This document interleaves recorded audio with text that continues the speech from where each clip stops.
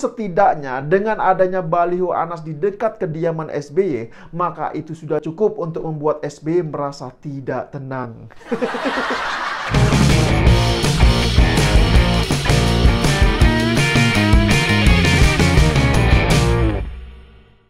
Ya, jumpa lagi di konten saya. Kurang 1 bulan lagi, atau tepatnya pada bulan April 2023, mantan Ketua Umum Partai Demokrat Anas Urbaningrum akan keluar dari penjara. Dan sepertinya kabar ini telah membuat Partai Demokrat dan SBY tidak bisa tidur nyenyak. Ngeri sekali kan? Ya, banyak publik ini yang sudah tahu perseteruan antara SBY dengan Anas Urbaningrum. Jadi semua itu ya berawal ketika acara Musda Partai Demokrat yang dianggap tidak mengakomodir keinginan dari SBY. Hingga adanya dugaan kriminalisasi yang dilakukan SBY sehingga menyebabkan Anas ini dihukum selama 8 tahun penjara. Dan dengan adanya kabar soal bebasnya Anas dari tahanan pada bulan April nanti ya, maka jelas ini akan membuat SBY semakin sulit untuk bisa tidur nyenyak. Ya, sekarang gimana SBY mau tidur nyenyak coba? Belum keluar dari penjara saja, baliho Anas ini sudah terpampang di dekat jalan kawasan rumahnya. Ngeri sekali kan? Ya, jadi baliho besar tersebut menampilkan foto Anas dan terpampang di pinggir jalan wilayah Cibubur.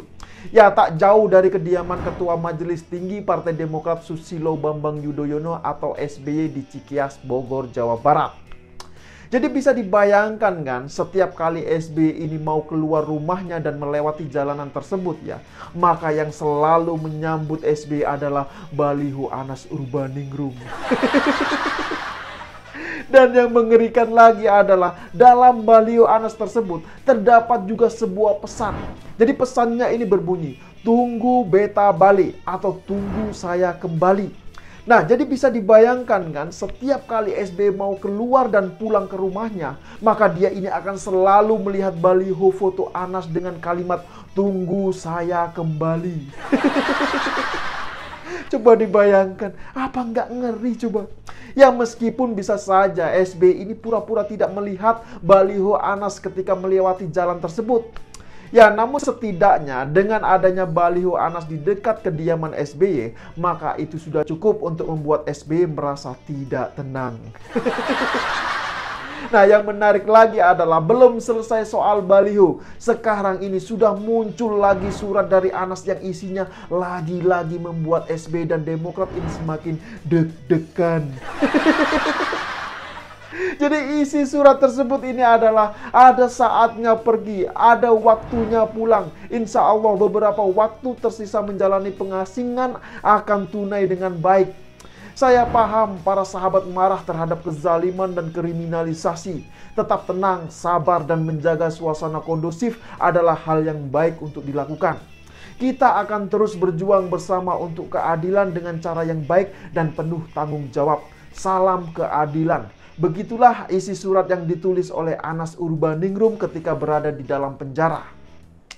Jadi surat tersebut ini ya dititipkan kepada temannya saat membesuk di dalam tahanan.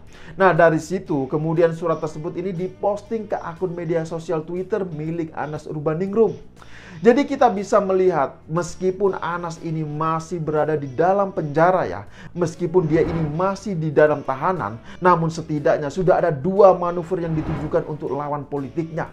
Ya, meskipun pengakuan terkait baliho tersebut adalah bukan inisiatif dari Anas, namun dengan adanya pemasangan baliho tersebut, setidaknya SBY ini telah dibuat merasa tidak tenang alias was-was. Nah, tapi biar lebih jelas terkait kisah perseteruan antara SBY dan Anas, saya ingin menceritakan singkat kepada teman-teman melalui kesempatan kali ini. Jadi ceritanya itu begini, pada suatu hari Anas ini sempat kaget ketika menerima pesan singkat atau SMS. Nah, diketahui isi pesan singkat tersebut bernada ancaman. Dan ternyata diketahui pesan singkat tersebut adalah dikirim dari nomor ponsel Ketua Dewan Pembina Demokrat yaitu SBY. Nah, mungkin masih banyak yang belum tahu apa sih isi pesan singkat atau SMS tersebut. Jadi isinya ini adalah, habis ini kita hitung-hitungan. Begitu tulis pesan singkat dari nomor SBY ke dalam ponsel Anas kala itu. Coba bayangkan saja, ngeri sekali kan isi pesannya. Nah, dari informasi yang saya baca juga ya, ternyata SBY saat itu kecewa berat dengan hasil musda Demokrat di salah satu wilayah. Jadi saat itu SBY ingin kader terbaik pilihannya menjadi ketua DPD Partai Demokrat Sulawesi Utara. Namun ternyata apa? Ternyata hasil musda tersebut jauh dari apa yang diharapkan oleh SBY kala itu. Jadi yang menjadi calon ketua DPD Demokrat Sulawesi Utara saat itu adalah orang lain, bukan orangnya SBY. Yang mana orang lain tersebut dianggap sebagai orangnya Anas. Nah, orang yang diharapkan SBY untuk menjadi ketua DPD Demokrat Sulawesi Utara adalah Sarun Dajang. Jadi Sarun Dajang ini adalah mantan gubernur 2 periode Sulawesi Utara di era SBY. Ya, bisa dibilang atau dikatakan bahwasanya dia ini adalah salah satu orang kepercayaan SBY saat itu. Makanya tidak heran ketika Sarun Dajang tidak menjadi ketua DPD Demokrat, SBY pun sangat kecewa dan marah besar dengan hasil musda Partai Demokrat kala itu. Nah, dari situlah kemudian SBY langsung mengungkapkan rasa kecewanya dengan mengirimkan pesan singkat kepada Anas Urbaningrum. Jadi saat itu Anas ini menjadi orang yang sangat bertanggung jawab dengan hasil musda tersebut. Dan tahu nggak, kabarnya bukti SMS SBY tersebut masih disimpan rapi oleh Anas sampai saat ini. Luar biasa sekali kan. Nah, jadi bermula dari situlah kemudian muncul perseteruan hingga manuver-manuver yang berujung pada penetapan tersangka dan pengunduran diri Anas sebagai Ketua Umum Partai Demokrat. Jadi karir politik Anas Urbaningrum ini pun kandas di tengah jalan.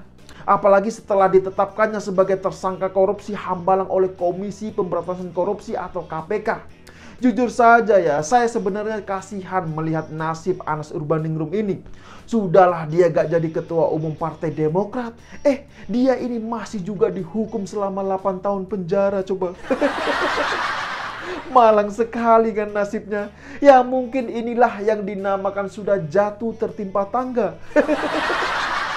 Makanya tidak heran ketika nanti selesai menjalani masa tahanannya, bisa jadi semua bukti dugaan kriminalisasi tersebut akan dibongkar lagi oleh Anas Urbaningrum. Ya siapa tahu kan, bener gak? Dan tentu semua ini akan menjadi batu sandungan bagi langkah politik Demokrat menjelang pemilu di 2024. Ya, saya sendiri tidak tahu mungkinkah semua ini bagian dari karma politik Partai Demokrat. Ya, karena kalau kita amati di luar dari kasus ini, Demokrat juga sebelumnya sempat berseteru dengan Antasari Azhar, mantan ketua KPK yang pernah menjebloskan Aulia Pohan ke dalam penjara. Ya, jadi Aulia Pohan ini dijebloskan ke dalam penjara setelah ditetapkan sebagai tersangka korupsi aliran dana BI sebesar 100 miliar rupiah. Coba bayangkan, luar biasa sekali kan? Nah, pertanyaannya adalah siapakah Aulia Pohan ini? Ya siapa lagi kalau bukan mertua AHY alias besan dari SBY? Nah, dari penetapan tersangka tersebut ya, kabarnya Antasari Azhar telah membuat SBY marah besar.